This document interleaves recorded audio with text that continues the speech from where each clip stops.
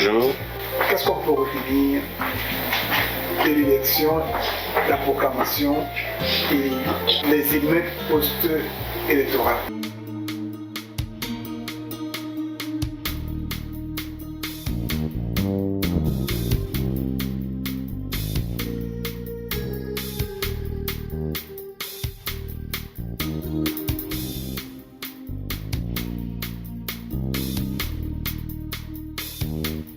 Moi, en tout cas, ce que je peux observer, c'est une jeunesse qui acquiert de la maturité, une jeunesse qui s'est appropriée, n'est-ce pas, un certain nombre de valeurs démocratiques, une jeunesse davantage politisée et qui comprend davantage les enjeux politiques. Une jeunesse qui, de mon point de vue aujourd'hui, comprend quel est le lien étroit qu'il y a entre la politique, entre les élections ou une élection et leurs conditions de vie aujourd'hui et demain.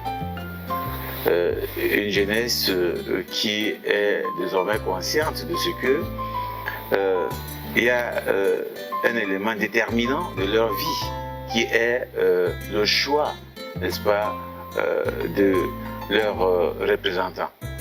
Et ils ont compris que leur survie, leur vie dépend aussi de leur choix. Et ils ont compris que comme leur vie et survie dépend de leur choix, ils doivent s'assurer que ce choix soit respecté. C'est ce que j'observe.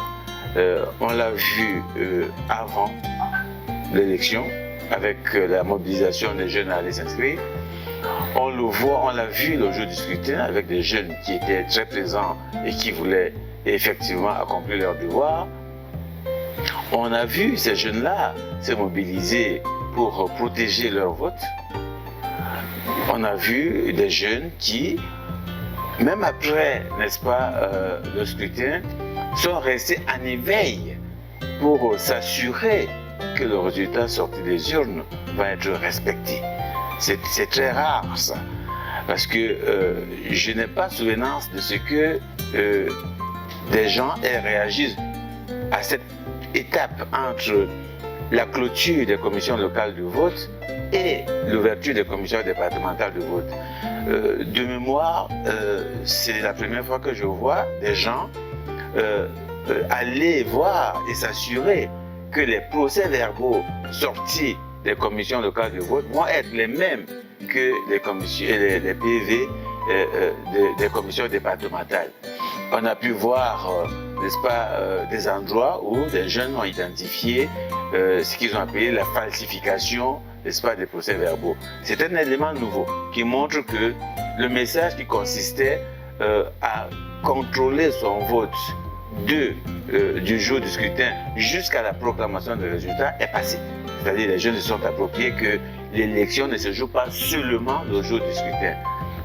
Une élection se joue avant le jour du scrutin, elle se joue le jour du scrutin, elle se joue aussi après le jour du scrutin pour s'assurer que le résultat est en cohérence avec les choix opérés, n'est-ce pas, avant et le jour du scrutin. Ça, c'est ce que j'ai pu observer. J'ai aussi observé malheureusement la dérive, quelques dérives des jeunes qui, dans des manifestations, des désapprobations des résultats officiels, n'est-ce pas, sont descendus, n'est-ce pas, pour exprimer leur désarroi, leur inquiétude et même leur désapprobation, comme je l'ai dit, des résultats. Donc ils ne se retrouvaient pas dans un résultat qu'ils estimaient non conforme à la vérité des urnes. Dans cette démarche-là, qui est une démarche citoyenne, on a vu, c'est vrai, des jeunes en symbiose avec la police, avec l'armée, on l'a vu, et ça donnait des images très positives, n'est-ce pas, de notre jeunesse. On a vu des jeunes protéger les hommes en tenue qui étaient pris à partie par d'autres groupes. Donc on a vu que les jeunes défendaient, n'est-ce pas, ces hommes en tenue, estimant qu'ils n'avaient pas à payer le prix, n'est-ce pas, de leur manifestation.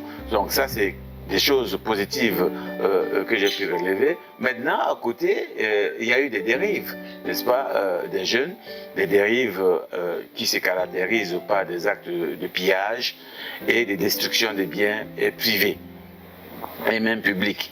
Alors, ces dérives-là, moi, je mets ça sur le compte, n'est-ce pas, d'une insuffisance, n'est-ce pas, de formation citoyenne.